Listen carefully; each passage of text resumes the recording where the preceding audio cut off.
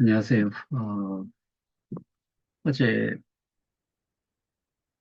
대선 토론회는 잘 들으셨는지 모르겠고, 음, 아마 내일부터 이틀 동안 사전 투표가 있고, 6월 3일이 선거일인데, 어, 개인적으로 판단하셔가지고 잘 선택을 하셨으면 좋겠습니다. 음. 자, 오늘은 제가 지난번에 한번 말씀드렸던 일사부재리 원칙에 의해 가지고 한번 판결이 난 거는 다시 고소라든가 이런 걸 할 수가 없다. 이것과 관련해서 제가 좀 말씀을 좀 드릴까 하는데, 예를 들어서 어, 이 판결이 지금 대부분의 사람들은, 대부분이라고 하는 거는 저희를 제외한 나머지 분들은 사기라고 고소를 해요. 그 사기에 해당이 되는 판결이 무죄가 나올 수 있고 유죄가 나올 수가 있는데, 그랬을 때 지금 대부분의 분들이, 그러니까 뭐 그래도 사기라는 죄목에 대한 증거를 그나마 제출을 했는 곳과, 지금 제가 울산 경찰청을 여러 차례 방문도 하고 전화 통화도 하면서 들은 이야기가, 여전히 지금도 고소건이 접수가 되고 있다. 사기에 대해서. 그랬을 때 유죄가 나오고 무죄가 나왔을 때, 나온 경우가 되었을 때, 피해자가 원금이라는 부분을 판단을 그 법원에서 해줬을 때, 그러면은 원금이 현금이 아니라는 것을 안 상태에서, 그런 상태에서도 유죄가 나왔다. 그러면 돌려받을 수 있는 것은 KOK로 받는다. KOK로 받았을 때 금전적인 회복이 되는 수준이냐, 이거를 하나 생각을 해볼 수 있고, 두 번째로 무죄가 나왔을 경우에는, 그러면은 그 고소에 참여한 사람들은 다시는 이 사기에 대한 부분은 고소를 못 하지요. 그러면 그냥 거기서 끝나는 거죠. 근데 무죄로 나왔는데 다른 사람들이, 고소에 참여하지 않은 사람들이 다시 다른 사람들로 해서 고소를 했을 때 경찰이 어떻게 받아들일 거냐. 새롭게 고소를 한 사기 혐의로 고소를 한 사람들 같은 경우에 이전에 재판이 진행이 됐던 것과 비교를 했을 때 그 이상의 증거 자료를 제시를 할 수 있느냐라고 했을 때, 저는 어, 그보다도 훨씬 못한 수준으로 고소를 하지 않을까. 그렇다고 하면은 경찰에서 받아들일 때, 우리가 2년 넘게 이거를 사기라는 부분으로 수사를 했고 송치를 하고 기소가 돼서 재판까지 가서 무죄가 나왔는데, 사건 접수는 하되 사건에 대해 가지고 수사를 제대로 더 이상 할 게 있겠느냐.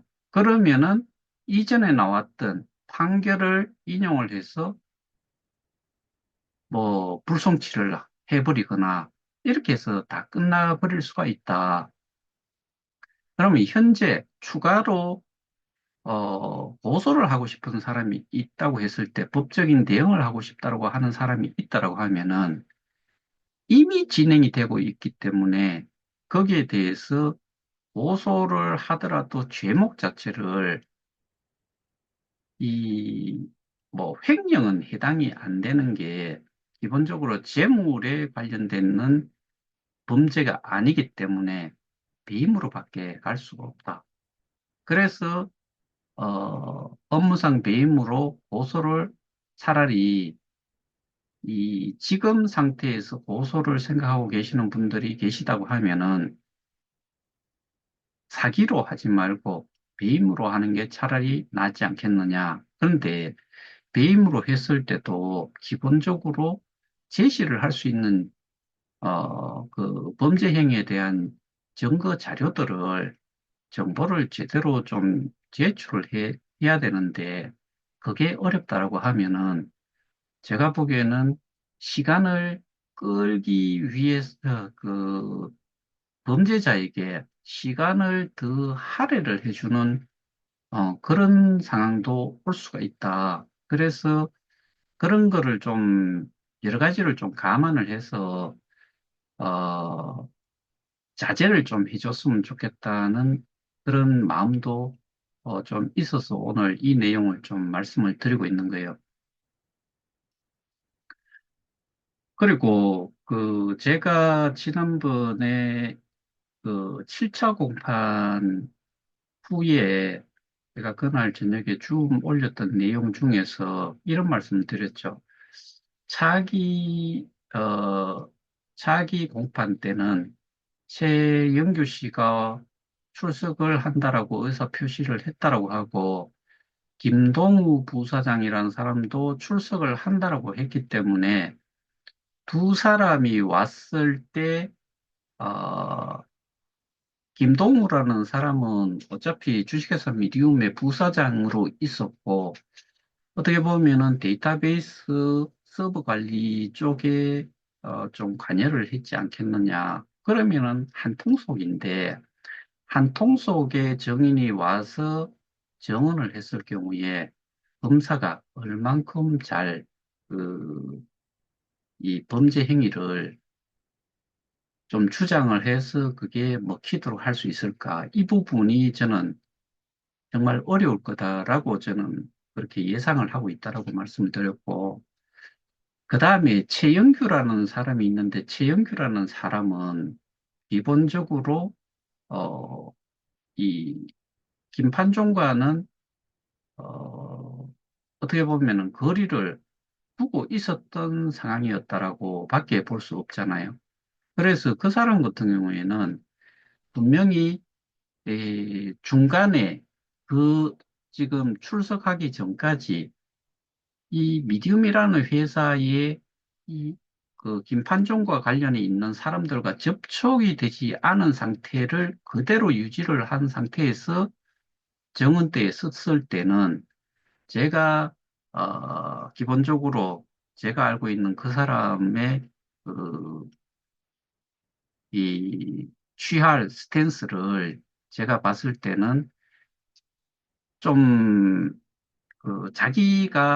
자기는 실제로 업무를 하지 않고 있었기 때문에 심지어 주식회사 미디움이라는 회사에 재직을 하고 있는 상태에서도 상근을 하지 않았고 그 상근을 할 필요도 없다는 이야기도 하고 그 다음에 재단 이사장으로 위촉이 된 상태에서 그 재단 이사장 역할을 하면서도 재, 재단의 고유 권한을 행사를 할 수 있는 어떠한 여건도 마련이 되어 있지 않았었다라고 주장을 할 거라고 생각을 해요. 결국에 이 김판종과 그 어떻게 보면은 적대적으로 좀 정언을 하지 않겠나. 그런데 기본적으로 그 사람은 자기가 해야 될 역할을 못하도록 방해를 했거나 아예 그 일 자체를 하지 못하도록 했다는 거에 중점을 두고서 정언을 하지 않을까 그런 생각을 개인적으로 좀 해봅니다. 그리고 제가 지난번에도 한번 말씀을 드렸다시피 이 두 사람 간에 초창기에 제가 그 자세한 내용을 직접 듣지를 못했기 때문에 이렇게밖에 표현을 못하겠어요. 한 사람은 무릎을 꿇고 한 번만 봐달라. 그 한 번을 봐달라고 했던 내용에 대한 부분을 이번 정원 때 와서 좀 해줬으면 좋겠다. 그거를 검찰 쪽에서 질문을 해야 되는데 이런 내용들을 이 지금 고소인이든 수사 과정에서 수사 과정에서조차도 그런 것들은 아예 언급이 안 되었기 때문에 그런 부분들이 거기에서 언급이 될 수가 을까?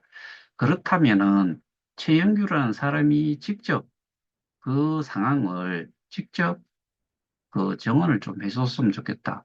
그거는 왜 제가 이 말씀을 드리나 하면은 사기는 기본적으로 사기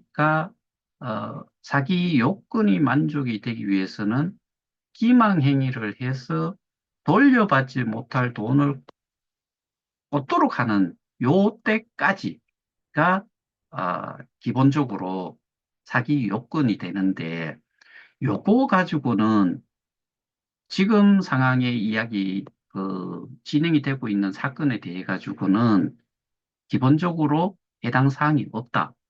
그러면 그 사람이 그 내용을 무릎을 꿇고서 이번 한 번만 봐달라고 했던 그 내용만 그 사람이 가장 잘 알 거니까 그것만 증언을 해준다 그러면은 배임과 관련된 내용이 명확하게 다시 한번 증명이 될 수 있다.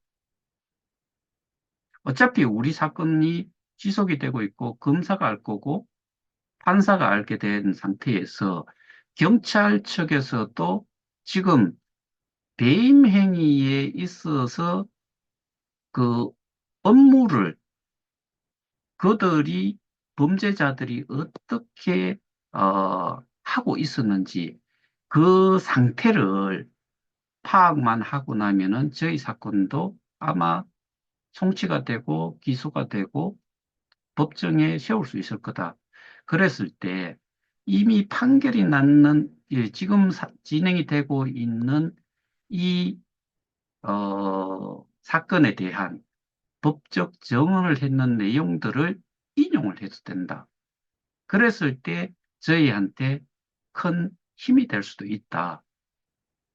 근데 지금 제가 지난 7차 공판 때 판사와 검사 간에 주고받는 내용에서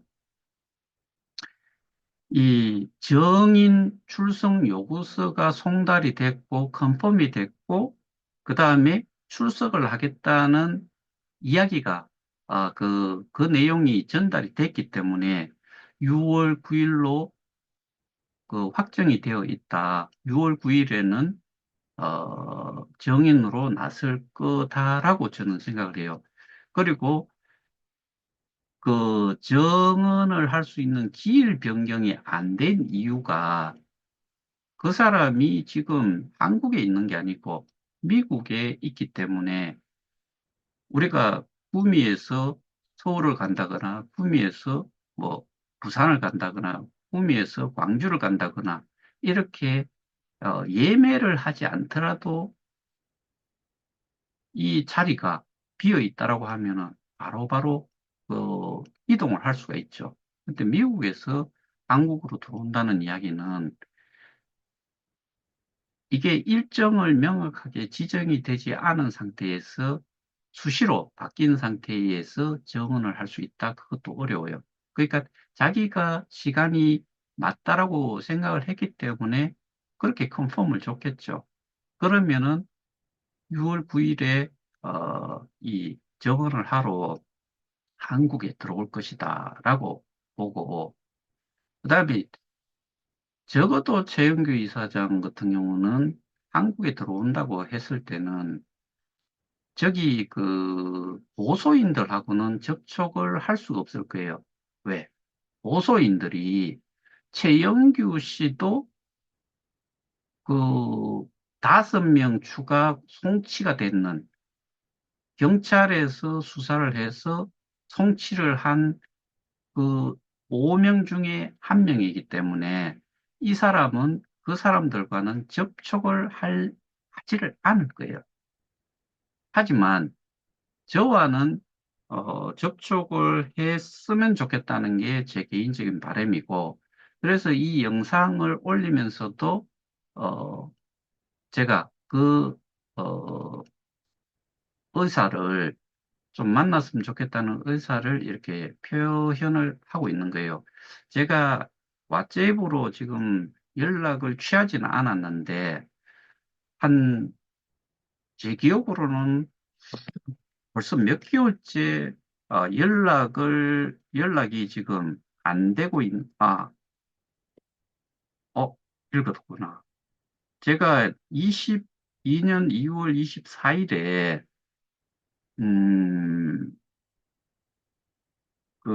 여기에 보면은 국가수사본부 업무 알림이라는 내용을 그 사건 번호 2024-2055로 피의자를 하나, 둘, 셋, 넷, 5명을 지정을 했는데, 박성준, 강지원, 최영규, 송가병, 강영대,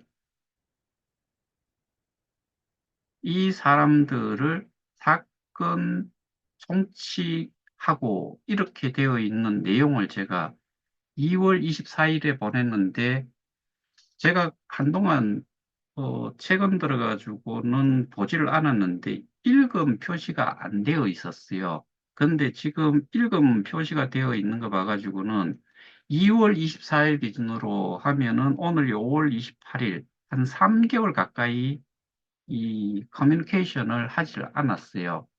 왜 그랬는지는 저는 모르겠지만, 그래서 이 영상으로나마 좀 이야기를 그 제가 좀 궁금해하는 그 부분을 정원대에서도 한번 이야기를 해줬으면 좋겠다. 그러면은 그 피해자들 모두가 어떤 생각을 가질 거냐?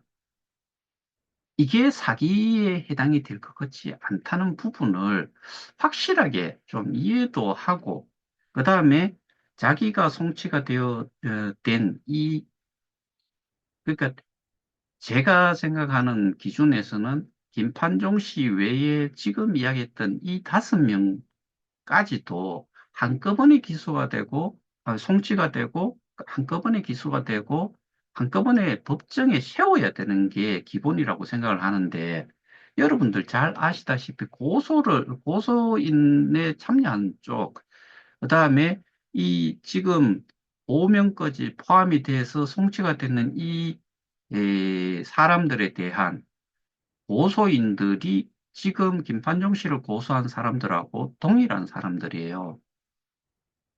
그러면은 이 사람 이, 그 소위 말해서 예전에 시위를 하고 그다음에 언론이라든가 이런 데에 올려놓은 내용 여기에서 주장을 주로 할 때는 한동안은 김판종 씨라는 김판종에 관련되는 내용보다는 이름은 들어있었대. 대부분이 송가병이라는 사람을 타겟으로 해서 계속 시위도 하고 그런 내용들을 많이 날렸던 걸로 알고 있는데, 지금은 김판종이라는 사람 하나만 기소가 되어서 재판을 받고 있고, 나머지 사람들은 아직까지 기소 여부에 대한 부분도 결정이 안 된 것 같아요. 아까 보여드렸다시피 2월 24일에 송치가 됐다라고 하면은 지금 5월 28일이면은 만 3개월이 지났는데도 기소가 되지를 않은 상태예요. 동일한 사건에 대한 부분을 김판종과 나머지 5명도 한꺼번에 같이 되어 있었는데, 그렇다 그러면은 지금 현재로서는 기소를 이 사람들도 같이 해야 되는 거죠. 이런 사람들이 공소장, 김판정에 대한 공소장 내용에도 일일이 언급이 되어 있었어요. 그러면은 이 사람들도 기소가 된 상태에서 같이 재판을 받아야 되는 거 아니에요. 근데 사기라는 부분에 대해 가지고는 지금, 어, 제가 여기서 아까 무릎을 꿇고 한 번만 봐달라고 했던 내용에 대해 가지고 명확하게 파악을 못하고 있기 때문에, 그런데 뭐 때문에 그랬을 건지를 제 나름대로 그 예측을 해보는 부분이 좀 있어요. 그게 결국에는 재단의 역할을 싹 그 몽뚱그려서 다 하고 있었고 어떠한 자산 지갑이라 손 치더라도 그 모든 자산들을 어디서 가지고 있었다. 이 부분에 대한 게 제대로 정원을 통해서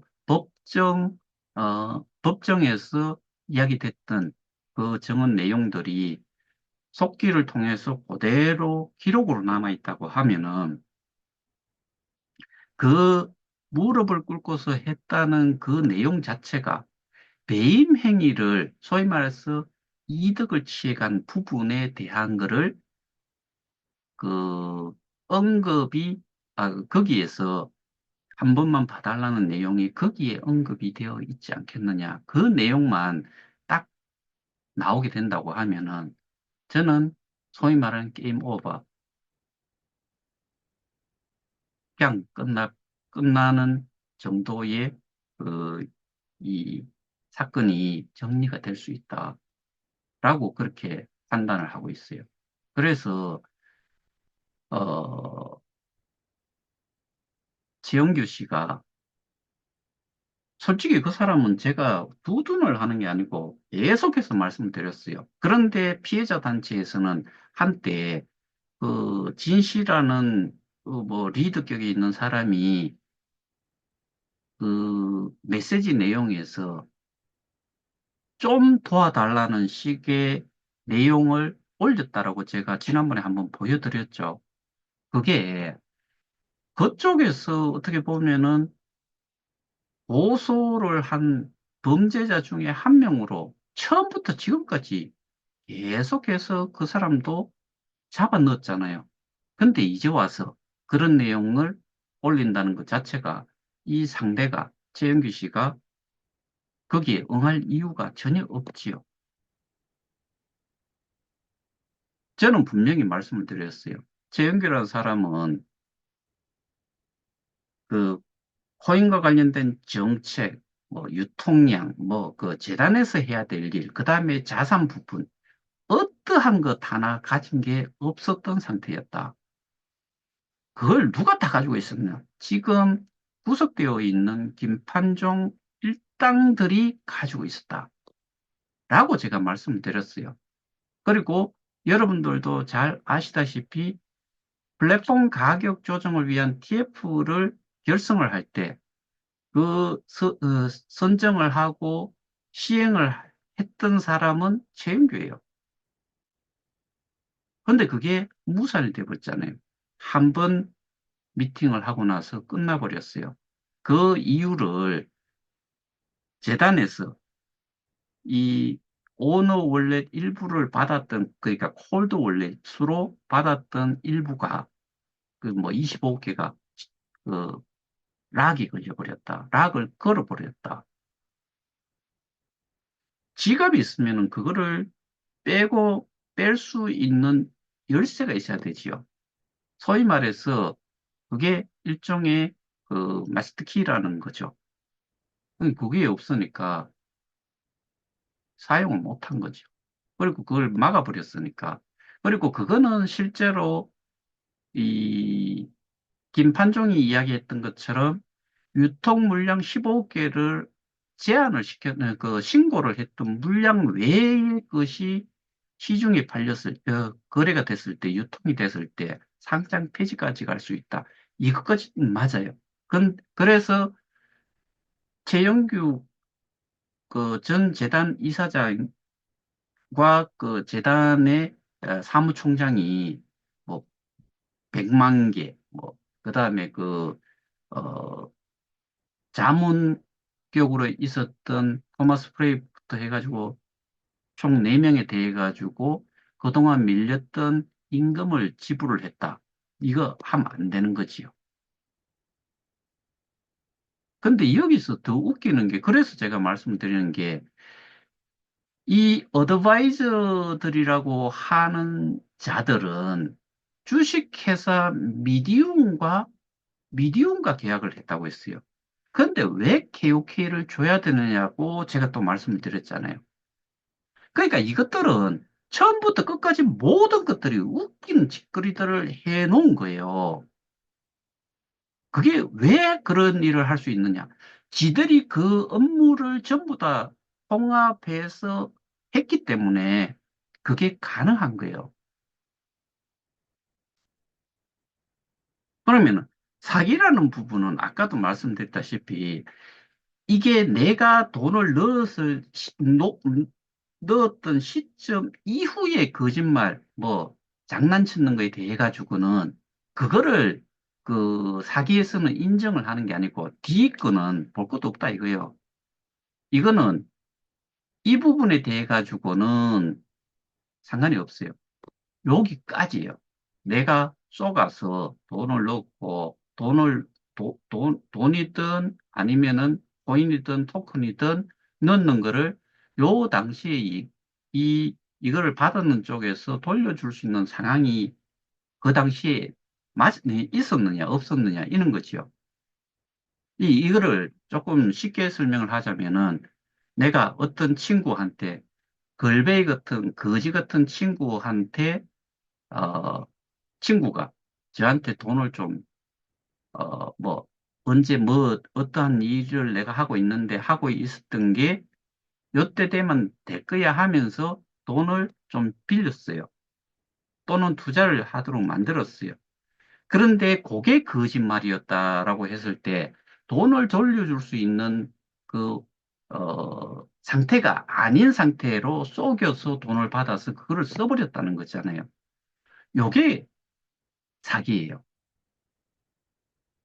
그러면은 우리가 지금 이야기하고 있는 지금 그 고소인들이 고소를 해서 재판 진행 중인 그 사건은 이 부분만을 따져야 돼요. 그리고 현금으로 아까 방금 들었던 예기 같은 경우 현금으로 줬는데 현금을 만들 수 있는 방법이 없고 이걸 써버리면은 이 사람이 이미 뭐 신용 불량이고 빚이 많아서 또는 제2금융권이든 이런 사채를 써가지고 뭐 생명의 위협을 당하고 있었을 때 요걸 돈을 받아가지고 그 사람한테 주는 경우 이 사람 갚을 수 있는 능력이 없어요. 그러면서 돈을 그런 거짓말을 해서 땡겨 썼을 때 요게 사기라는 이야기지요. 그러면 우리 같은 경우에는 어떤 경우냐? 우리는 현금을 준 게 아니고 이 받고, 그러니까 원금이라고 하는 것 자체가 KOK, 우리는 결과적으로는 받을 수 있는 거는 KOK라고 했을 때, 그걸 몰랐다라고 이야기하는 것 자체는 정말 그 피해자지만은 웃기는 소리고요. 그렇게 지금도 해지를 했을 때 받을 수 있느냐, 없느냐, 이 부분이잖아요. 현금을 재단 계좌에 넣어준 게 아니니까. 우리가 재단에서 운영을 하고 있는 이 주소, 그 지갑에 넣은 거는 암호화폐밖에 없다고요. 그러면 우리의 현금은 거래소에서 이 암호화폐를 사면서 암호화폐를 판 사람들, 내가 샀던 만큼을 다른 사람한테 현금은 다 넘어갔다라고 제가 분명히 말씀드렸고, 그거는 그 누가 와서 이야기를 해도 변함이 있을 수가 없는 말 그대로 팩트 사실 그 자체예요. 그러니까 이게 사기라든가 뭐 유사수신, 예를 들어서 유사수신도 어디에 뭐 투자를 하겠다라고 했는데 투자를 하지 않고 지가 썼다라고 이렇게 이야기를 할 수가 있는데, 근데 플랫폼에서 우리가 서비스를 받을 수 있는 거는 주로 그 영화, 음악, 뭐 뮤직비디오, 뭐 그다음에 게임, 뭐 이런 거잖아요. 여기 투자라는 개념이 뭐 크게 들어갈 게 뭐 있어요. KOK 가치가 있는 상태에서 운영을 하는 데 필요한 게 있었다라고 하면은 그 운영비도 따로 책정이 돼 있었어요. 그러니까 결국에는 뭐, 이게 사업적으로 돈이 많이 들어가는 사업이냐, 돈이 전통 사업처럼 공장을 만들 빌딩, 거기에 들어갈 제조 설비, 그 다음에 이거를 제품이 나온 그 자체가 뭐 인, 아웃 다 합쳐가지고 인커밍 인스펙션 하는 거나 아웃고잉 인스펙션 하는 수익 검사, 출하 검사에 대한 장비, 뭐 이런 것도 갖춰져야 되고, 그 다음에 개발을 하는 쪽에서도 개발 장비라든가, 뭐 연구원들이, 개발자들이 또 써야 되는 사무실, 실험실, 이러한 장비, 그 다음에 건물, 뭐, 여기에 대한, 그 다음에 인건비로 해당이 되는 이런 비용들이 어마어마하게 들어가는 이런 사업이냐? 아니라는 거죠.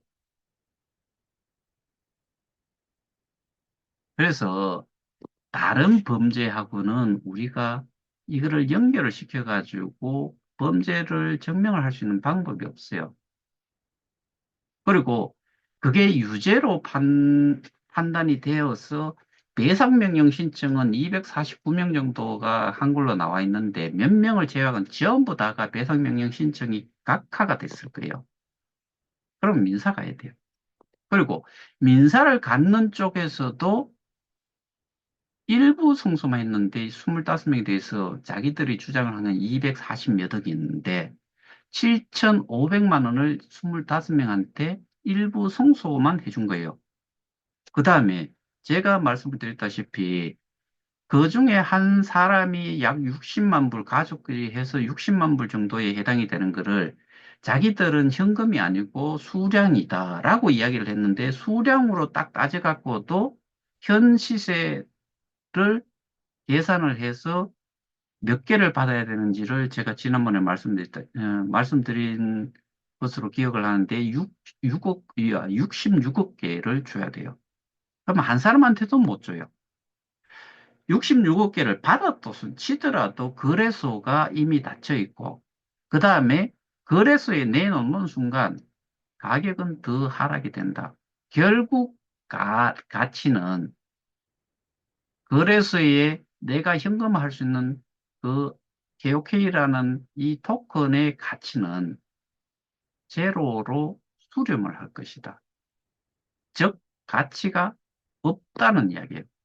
그럼 결론적으로 우리가 이렇게 싸움을 하는 이유 중에 하나는 우리가 금전적인 회복을 하겠다는 그게 가장 큰 목표인데 그거 자체가 없는 상태에서 일도 하지 않고 그때마다 사람들이 모여가지고 그 방청을 하고 그 다음에 또 일찍 와가지고 뭐 시위하고 밥 먹고 교통비 날리고 일 못해서 일당 날리고 이 짓을 왜 하냐는 거죠. 유죄가 난 만큼 예를 들어서 어, 그 감옥 생활을 한다. 그걸로 우리가 만족할 수 있는 그런 일이 아니잖아요. 그래서 저는 100%는 다 못 찾더라도 분명히 우리가 이 토큰의 가치를 올릴 수 있는 정도의 그 재원에 해당이 되는 만큼의 어, 수량들은 회복을 시킬 수 있다. 그럼 그거 가지고 우리는 다시 그, 이 거래소가 재상장이 되도록 해서 이 우리가 가지고 있는 이 토큰들, KOK를 가지고서 현금화할 수 있는 방향으로 끝까지 좀 해보려고 하는 거고, 다른 쪽에서는 지금 주장대로 뭐, 이, 저도 그 사실을 몰랐는데, 창원지법에서 민사소송으로 승소한 거는 이 고소인들이 주장하는 현금이 원금이다가 아닌 상태에서 수량이 원금이고 수량인데 시세, 현 거래소의 시세만큼을 받아야 되겠다는 주장으로 일부 승소를 한 것뿐이다. 그리고 그거를 주도하신 분도 지불 불능 상태가 지금 그 시세로 받았을 때 지불 불능 상태이기도 하고 이 가치를, 개국의 가치가 거의 없다는 것. 그래서 돈이 안 낸다는 것까지도 다 이해를 하고 있어요. 그럼에도 불구하고 지금 이 형사적으로 그 법정에서 이 재판이 진행이 되고 있는 그 사건의 리드격에 있는 여자는 어떤 식으로 생각을 하고 있느냐. 배상 명령으로 돈 받을 수 있을 거라고 생각하고 현금으로 돈을 받을 수 있을 거라고 생각을 하고 있어요. 창원지법으로 민사소송을 하신 분, 이분이 이, 그, 2020년 9월 1일자의 캡처 내용, 그거 하나 때문에 지금 수량으로 시세와 무관하게 수량을 받을 수 있다는 주장으로 지금 하고 있는 거, 이거와, 이거와 대비해가지고,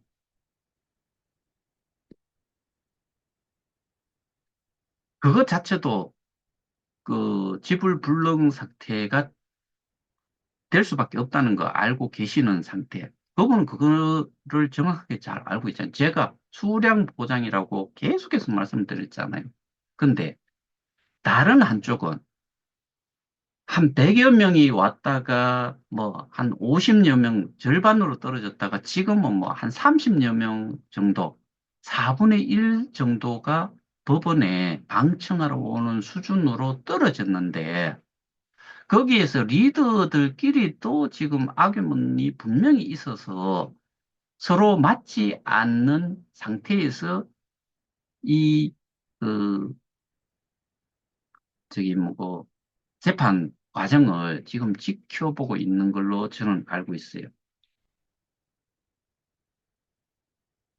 그러면 이게 왜 이렇게 와해처럼 이렇게 보이느냐? 근데 아직도 정신 못 차리는 한 사람이 있더라고요. 제가 그, 오늘 날짜로 봤던 내용에 이런 내용이 있어요. 6월 2일까지 시위는 계속되고, 어디에서 시위를 그 단체에서 하고 있는가 봐요. 시위는 계속되고, 이 대선 이후에는 중앙지검에다가 뭐를 한다라고 올려놨던데, 그러니까 머릿속에, 머릿속이 아니고 그냥 알고 있는 게, 지금 울산 지검에서 검사가 이 사건을 다루고 있잖아요. 이 사건을 서울중앙, 그러니까 여기에 보면은 6월 2일까지 시위는 계속되고 대선 이후로는 중앙지검으로 갈 예정입니다. 중앙지검에 뭘 하러 가는지, 시위를 하러 가는지, 서울중앙지검도, 서울로 따지면은 제가 잘못 알고 있는지 모르겠는데, 서울 하나의 지금이지요.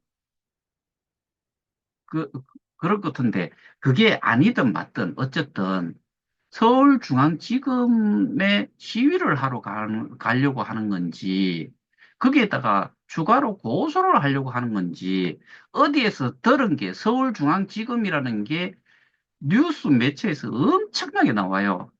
그 지검이, 그러니까 서울중앙 지금이라고 표시가 되네요. 그러면 울산의 울산지검처럼 여기도 서울의 서울중앙지검의 그 지검 중에 하나라는 것이요.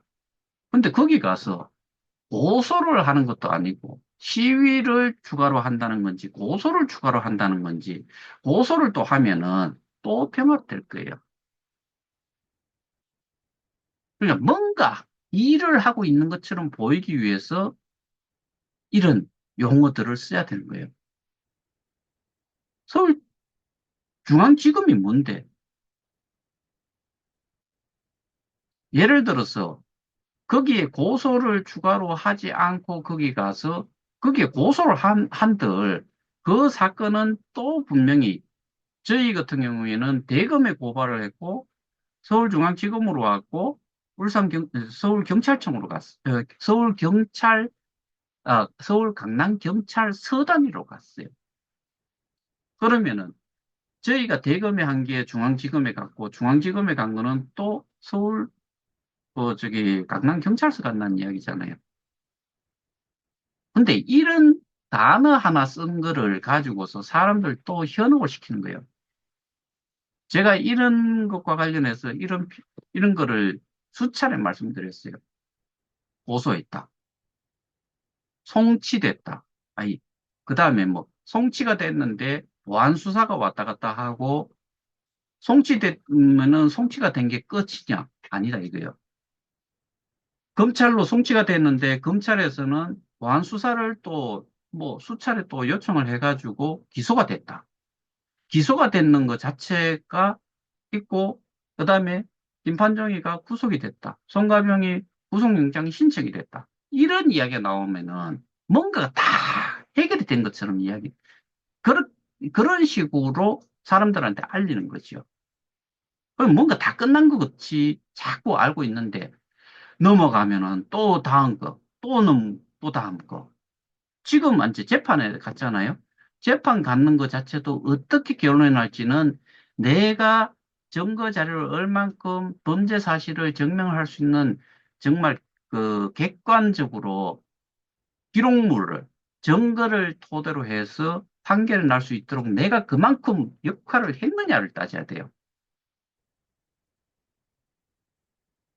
시위하는 동안에 증거 자료를 한 개를 더 찾아서 경찰에 갖다 줘야 되고, 경찰에 갖다 준 내용을 제대로 설명을 해야 되고, 그래서 좀 더 폭넓게 수사를 할 수 있는 그 기본 자료를 계속 제출을 해주는 게 중요했는데, 그걸 없이 경찰에 뭐 처음에 그 표현은 그렇게 했잖아요. 사기, 배임, 횡령으로 고소를 했다라고 그 리더격이 있는 여자가 이야기했잖아요. 그러고 나서는 우리는 배임으로는 고소를 하지 않았다라고 수정을 했어요. 뭘로 했는지도 자기가 잘 몰라요. 그러면서 처음에 나왔던 이 세 가지 범죄로 고소를 했다라고 하면서 뭐라고 이야기했느냐. 경찰에서 판단해서 제목은 결정을 할 것이다. 이 정도예요. 그러니까 거기에 부방장 중에 하나라는 사람인 걸로 알고 있는데 뭐라고 이야기하느냐. 대선 이후에는 대선 이전까지는 시위가 계속되고 대선 이후에는 어디로 간다? 중앙지검으로 간다. 거기 중앙지검에 가서 뭐 할 거냐? 이런 게 없어요. 그러니까 우리가 대중 매체를 통해서 서울중앙지검이라는 그 어, 조직을 귀에 정말 그 엄청나게 들었기 때문에 뭐 엄청난 데라고 생각을 해요. 엄청난 데일 수 있어요. 근데 해당 사항이 있냐 없냐를 따져봐야죠. 거기와 사건과 관련해서는 전혀 상관이 없는 쪽이다라고 하면은 서울중앙지검에 갈 이유가 없죠. 울산지검에서 했는 거를 같은 지금 상태고 상할 관계도 아니고 수사든 기소든 뭘 했는 쪽이 이 울산지검이면은 서울중앙지검 가가지고 이야기한다면 뭔 소용이 있어요? 정말 쓰잘데기 없는 짓이에요. 이게 지금 우리 피해자들의 그 수준이라는 거죠.